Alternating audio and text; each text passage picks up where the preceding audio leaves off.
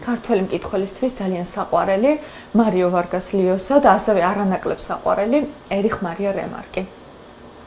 სულ ახლახან გამოვიდა მარიო ვარგას ლიოსას რომანი ვაცის ნადიმი, რომელიც საკმაოდ რთულია და ძალიან განსხვავდება მისი სხვა წიგნებისგან. აქამდე გამოსული იყო ლიოსას 3 წიგნი, ესენია ქალაქი და ძაღლები, რომელიც დაახლოებით 40 წლის წინ გამოიცა ქართულ ენაზე გამომცემლობა აჭარის მიერ.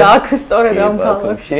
შემდეგ იყო დეიდა ხულია და სცენარისტი, რომელიც 5 წლის წინ გამოვიდა, როდესაც ნობელის პრემია მიიღო ლიოსამ და ბოლო ხანს გამოვიდა ცუდი გოგოს ოინები. ახლა კი უკვე გამოვიდა ისტორიული წიგნი ლიოსასი, რომელსაც ქვია ვაცის ნადიმი.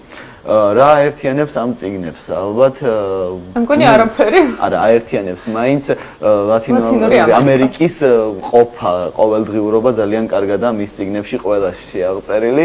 ლიოსა 2010 წლის ნობელის პრემიის ლაურეატი, რომელიც ისეთ ავტორებთან როგორიცაა მარკესი, ბორხესი, ხუან რულფო და ფუენტესი დიდ ხუთეულს ქმნის ლათინოამერიკელი მწერლების და როგორც ხშირად აღნიშნავენ, მათზე უფრო წარმატებულია გაყიდვების მხრივ, რაც ცოტათი უცნაურია, როდესაც მარკესზეა საუბარი, სუპერბესტსელერების ავტორზე, როგორც აღმოჩნდა, თურმე ლიოსა ყველაზე უფრო გაყიდვადი სამხრეთ ამერიკელი მწერალია.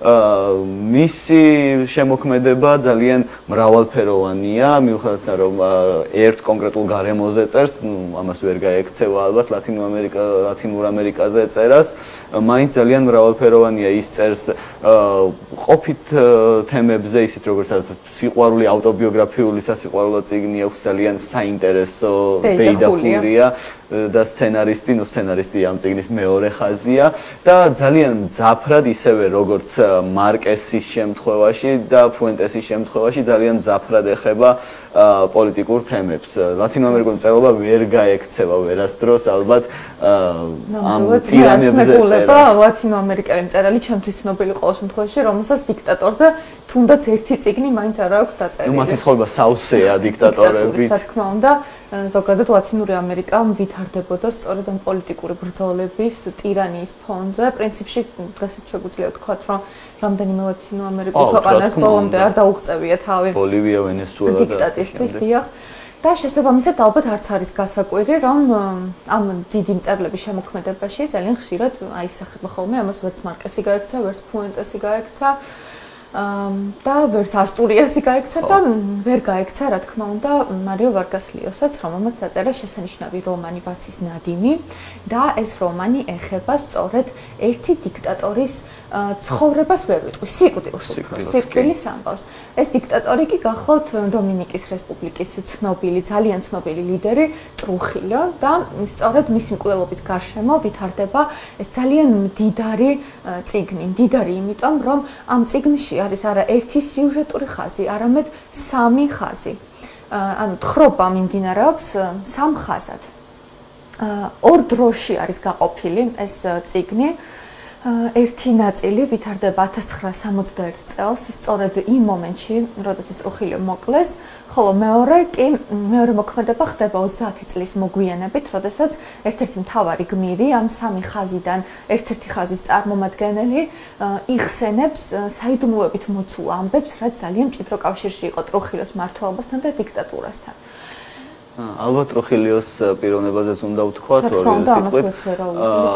როგორც ითვლება, მიუხედავად რომ ლათინოამერიკას ყავდა ძალიან დიდი სისხლიანი დიქტატორები, მაინც ტრუხილიო ითვლება ამერიკის ყველაზე სისხლიან მმართველად. მისი მისი მმართველობის, უბრალოდ არაფორმალური მმართველი იყო ძალიან დიდი ხანი. მისი მმართველობის დროს 50,000 ადამიანი არის მოკლული პირდაპირ გაგებით, როგორც ეთნიკური ნიში ნიშნით, ასევე პოლიტიკურად დაპირისპირებული და უბრალოდ კლავდნენ. მოწინააღმდეგეებს უბრალოდ გამორჩევათ ხოცავდა. კი, და ტრუხილიო მსოფლიო ისტორიაში, მე-20 საუკუნის ისტორიაში ერთ-ერთი ყველაზე სისხლიან დამნაშავედაა შესული. აქ მხოლოდ კვლელობები არა, ძალიან ბევრი ადამიანი დომინიკიდან გაიქცა იმ დროს. ეს ქალით გაქცეულია მთავარი გმირი, რომელიც შემდეგ ბრუნდება სამშობლოში. და ყველაფერი ეს ამ ადამიანის სისასტიკე და შემდეგ კვლელობა ამ წიგნში ძალიან კარგადაა, თუ რატომ მივიდნენ ტრუხილიოს კვლელობამდე, მისი ძველი თანამებრძოლები არიან და თანამებრძოლია. ნამდვილად ერთი ხაზი ეთმობათ სწორედ ტრუხილიოს მკვლელებს და მათი თვალით დანახულ დღეს. რა მიიყვანა ისინი აქამდე, რა რეჟიმის პირობებში უწევდათ მათ ცხოვრება. ყველაფერი ძალიან დეტალებში აღწერილი, როგორ არჩევენ ისინი მკვლელობის ადგილს, როგორ ჩასაფრდებიან, როგორ ელოდებიან დიქტატორის მანქანაროდის გამოივლის, ასე ძალიან დეტალებშია მათი განცდები აღწერილი და რაც ყველაზე საინტერესოა, მედლის მეორე მხარეც არის ნაჩვენები. კერძოდ ტრუხილიოს თვალით დანახული ის ერთი დღე, იმ მომენტიდან, როდესაც იგი იღვიძებს და იწყებს თავის ერთ-ერთ ჩვეულებრივ დიქტატორულ დღეს. მოკლედ ყველა მხრიდან არის ეს ამბავი განხილული, ყოველი მხრიდან არის შემოტრიალებული და სწორედ ეს მრავალმხრივობა გვაძლევს საშუალებას ძალიან კარგად დავინახოთ, როგორ მოქმედებს ფსიქოლოგიურად, როგორ მოქმედებს დიქტატურა ადამიანებზე. ყველა მხრიდან, ყოველ მხარეს აქვს სამივე მხარეს, ორ ძირითად მხარეს აქვს თავისი სიმართლე.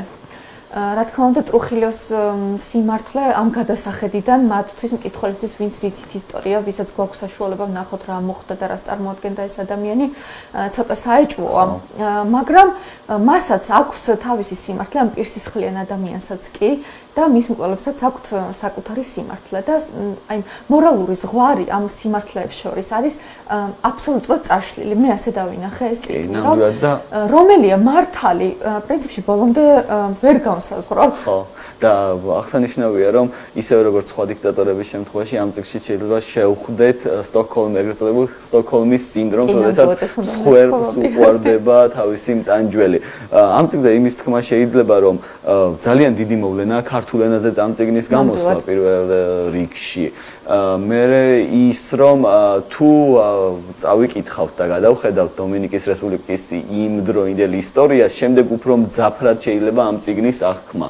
ალბათ ლათინური ამერიკის აი 60-იან წლებს თუ გადავხედავთ, რაღაც ძალიან საინტერესოდ ვითარდებოდნენ ეს მეზობელი ქვეყნები ერთმანეთის პარალელურად. და ჩემთვის პირადად, როდესაც ეს წიგნი წავიკითხე, უფრო კარგად გაეცა პასუხი იმ კითხვას, დუალია იყო უფრო დიდი დიქტატორი თუ ტრუხილიო. ალბათ ტრუხილიო უფრო სისხლიანი და უფრო მკაცრი იყო ალბათ და ყველანაირი პროგრესის წინააღმდეგ გამოსვლელი იყო.